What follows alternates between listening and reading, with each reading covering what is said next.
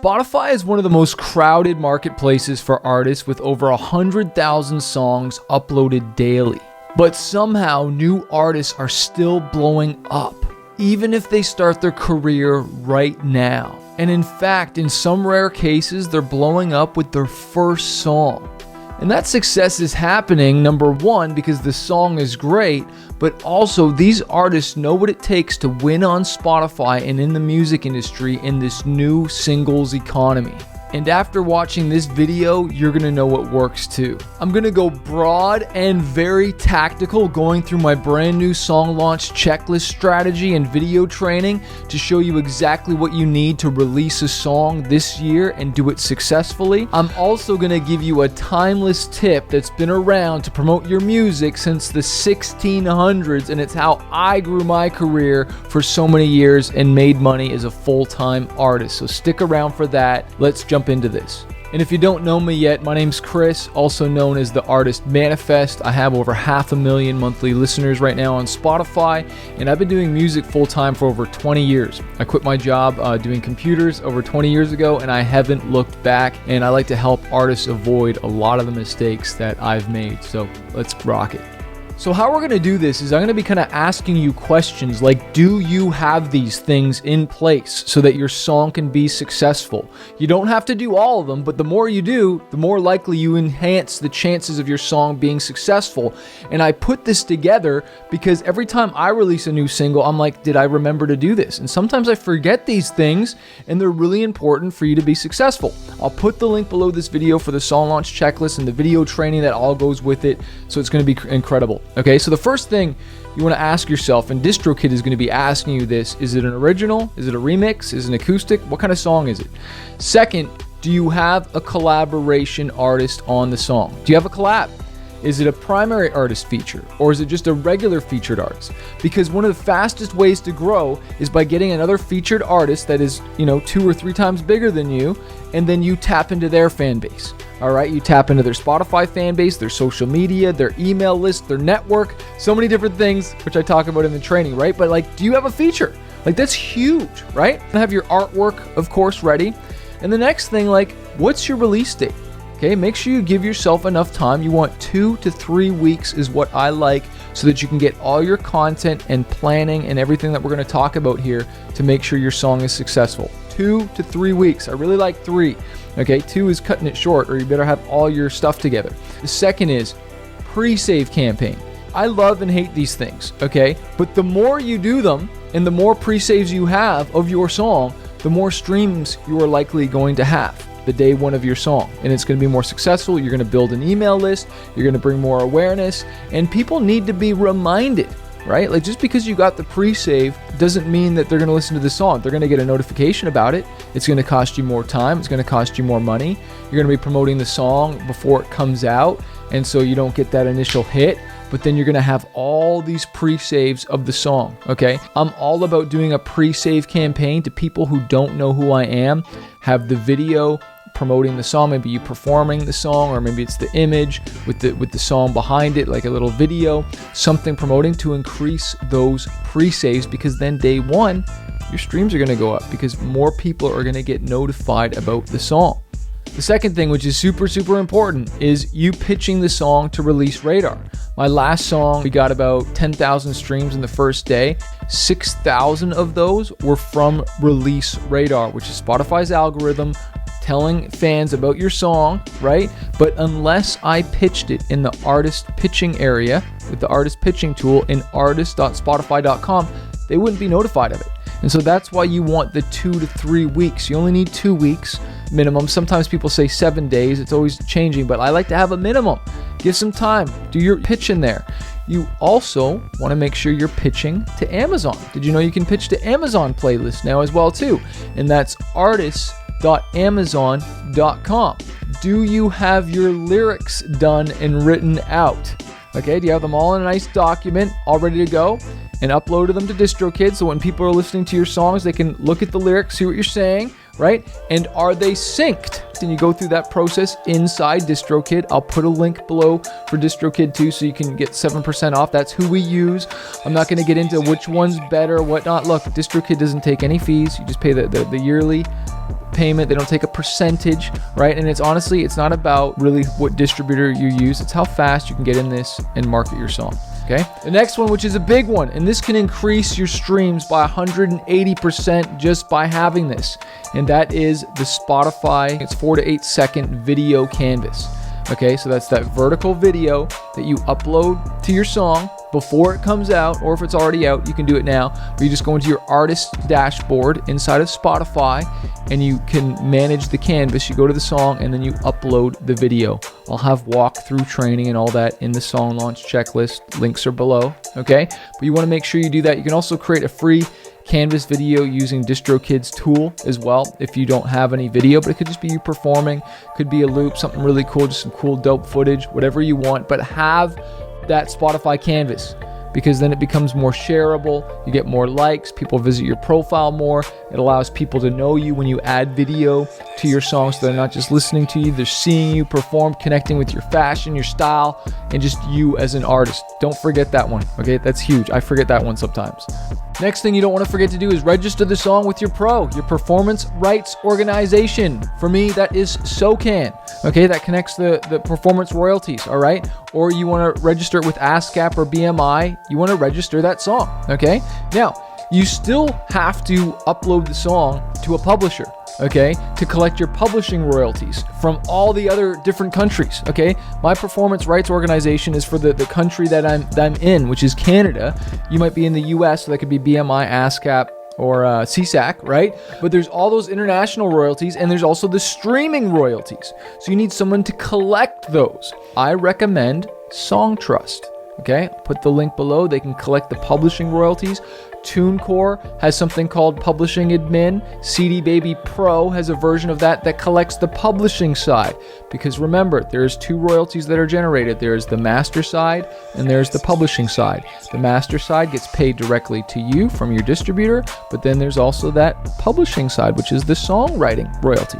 Okay?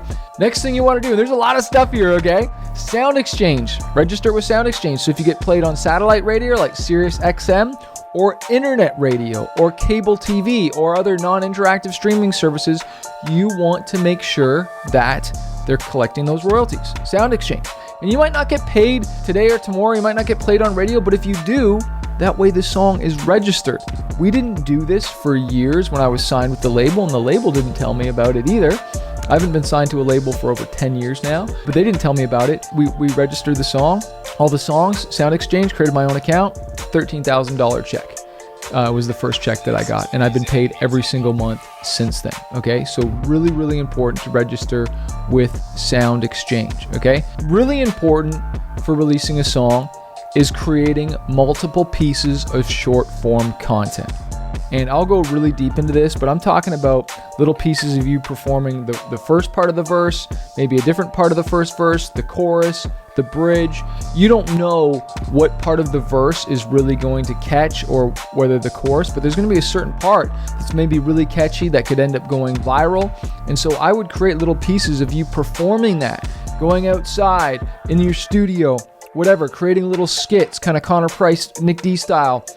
Was that other guy, something Diamond, I can't remember his name. But anyways, there's a lot of artists that are doing these different cool performance skits, different things that are entertaining, that provide value, that really stop people on the tracks. Be you though. Be authentic. I found myself going a little off, not being me as much, and I want to come back to being the authentic me. No cringe. Sure, if you're funny, be funny, but just be you, but create pieces of content. It could be behind the scenes stories of your content, stuff that inspired the song, but go deep. And what is that hook that is really going to catch people, right? And making it entertaining, having quick cuts. I don't have time to get into it, but as you're watching this video, you're probably seeing different cuts and stuff.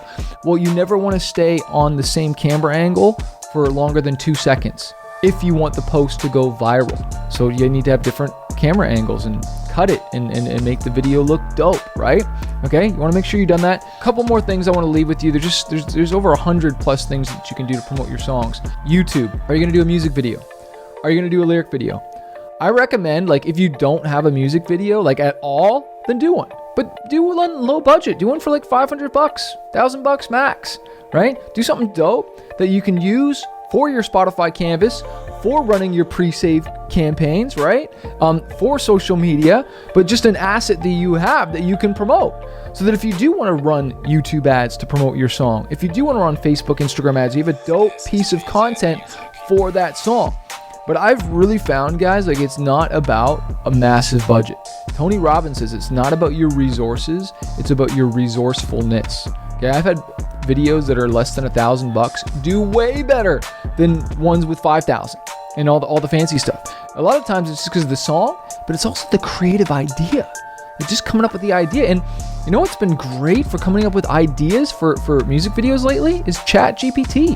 You know, give me ideas about a music video about this that we can shoot outside or in whatever city that you have. And it's amazing all the different locations it's given me and stuff. And because it's freezing right now in Toronto, I'm like, give me indoor places that we can shoot. And we'll just do guerrilla shooting and stuff like that and come up with some dope ideas. When it comes to YouTube, what else do you need if you're having a YouTube video? You need a dope YouTube thumbnail that makes people want to click on that thing. Like, think Mr. Beast style here, all right? Is it added to a playlist? You know, have you SEO'd the video, made sure all the tags and all that other stuff just for the YouTube video, right? Because it's just so important. Now, are you going to do Spotify marquee ads and retarget your fan base on Spotify if you have it? Are you going to run Spotify ads? Are you going to run Facebook and Instagram ads to promote this song? Are you going to do a playlist push campaign? Okay, and promote it to playlists. There's just so many of them out there. I really like Playlist Push. I'll put the link below this video as well. All right, all these things are super important, and the more you do, the more chances of success that you'll have. But as you get into this game, you got to see, like, ooh, which ones really move the needle for me, right? And I'll be honest, like, Facebook, Instagram ads for me, features, collaborations, a dope video that's marketed, oh my gosh. But are you going to get on podcasts?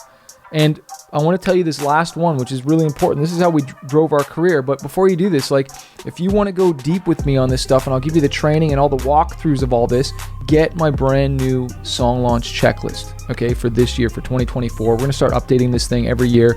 This is updated. It comes with video training, so much stuff. It's freaking incredible. There'll be an audio book with it as well. I'll put the link below. But I want to tell you about the format of promoting your song that we used and has been around since the 1600s that I don't use anymore because of my lifestyle, which is touring. I used to tour. That used to be the whole thing around a song, around the album. And honestly, I don't do it anymore, but that's how we got the word out.